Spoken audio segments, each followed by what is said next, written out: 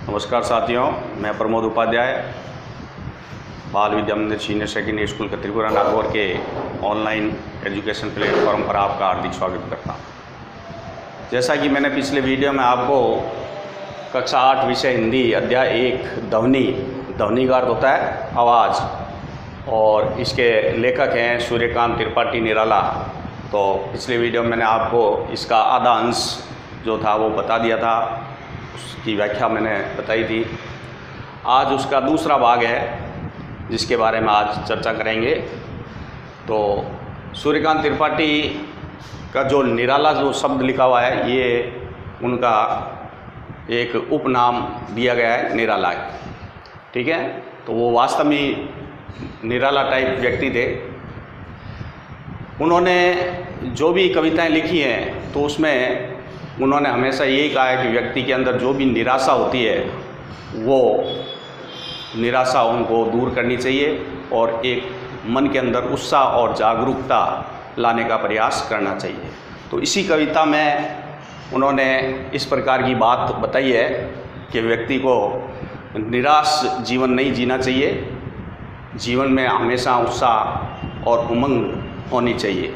तो आज लेते हैं ये कविता का दूसरा भाग। पुष्प पुष्प से तंद्रालस लालसा खींच लूँगा मैं। कवि इसके माध्यम से ये कहना चाहता है कि जिस प्रकार बसंत ऋतु आने पर हर पुष्प वातावरण के अंदर, प्रकृति के अंदर जितने भी पुष्प होते हैं, फूल होते हैं, पुष्प यानी फूल, तो फूल जितने भी होते हैं बसंत ऋतु आने पर खिल उठते हैं। उसी प्रकार व्यक्ति के अंदर भी जो आलस है, निराशा है, उनको भी इस निराशा को दूर करके और उत्साह और उमंग का मन बना लेना चाहिए। तो जिस प्रकार बसंत ऋतु आने पर फूल खिल उठ जाते हैं, तंद्रालस लालसा यानी उसके अंदर जो मुरझाई हुई स्थिति होती है वो बसंत ऋतु आने पर खिल जाते हैं, उसी प्रकार कवि कहना चाहता है कि मैं भी उन लोगों के जीवन में जो निराश पड़े हैं उनके अंदर उत्साह और उमंग भरना चाहता हूँ, यानी निराशा को मैं खींच लेना चाहता हूँ। ठीक है, अगली पंक्ति में देखिए,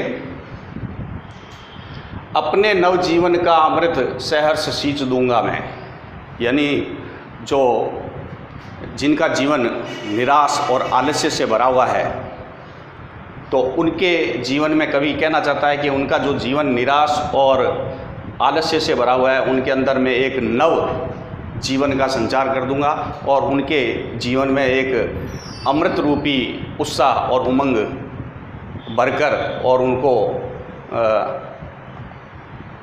उत्साह से सींच दूंगा। तो इस तरीके से कवि ने इस पंक्ति में कहा है कि व्यक्ति जो भी आलस और निराशा से घिरा हुआ रहता है उसके अंदर मैं उत्साह और उमंग भरकर उसके जीवन को मैं एक नई उत्साह और उमंग भर दूंगा। आगे देखो, द्वार दिखा दूंगा फिर उनको, है मेरे वे जहां अनंत, अभी ना होगा मेरा अंत। कवि इस पंक्ति के माध्यम से ये कहना चाहता है कि द्वार दिखा दूंगा फिर उनको, यानी मैं उन व्यक्तियों को जो निराश और आलस्य से पड़े हुए हैं उनको ऐसा जो परमात्मा का जो द्वार होता है उस परमात्मा के द्वार की तरफ सहायता करने के लिए मैं हमेशा उनके अंदर जागरूकता लाऊंगा और उत्साह लाऊंगा। मेरे वे जहां अनंत, यानी जहां जहां तक निराश और आलस्य में पड़े हुए जो जीवन हैं उनको मैं परमात्मा के मार्ग पर चलने के लिए हमेशा सहायता करूंगा, अभी ना होगा मेरा अंत। तो कभी लास्ट में यही पंक्ति में कहना चाहता है कि अभी मेरा अंत नहीं होगा, अभी अभी तो मेरे नए जीवन में प्रथम चरण आरंभ हुआ है। तो इस प्रकार से कवि यही कहना चाहता है कि हमेशा व्यक्ति को निराशा और आलस्य को दूर करके और अपने मन के अंदर, अपने जीवन के अंदर उत्साह और उमंग लानी चाहिए। तो ये आपका जो ध्वनि अध्याय 1 चैप्टर है वो आज यहीं ख़त्म होता है। अगले वीडियो में मैं आपको अगले चैप्टर के बारे में बताऊंगा।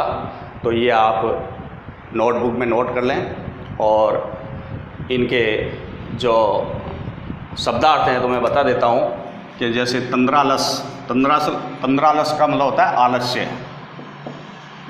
आलस्य। लालसा इच्छा, ठीक है। अमृत, अमृत तो जानते ही, अमृत रस जो होता है सहर्ष यानी खुशीपूर्वक, ठीक है। और इस प्रकार से ये इतने ही कठिन शब्द हैं। नव का मतलब नया, तो इस प्रकार ये शब्दार्थ भी आप नोटबुक में नोट कर लें। और वैसे मैं आपको इसका जो सरलार्थ और भावार्थ है वो मैं आपको भेज दूंगा, जिसको आप नोटबुक में नोट करेंगे। धन्यवाद।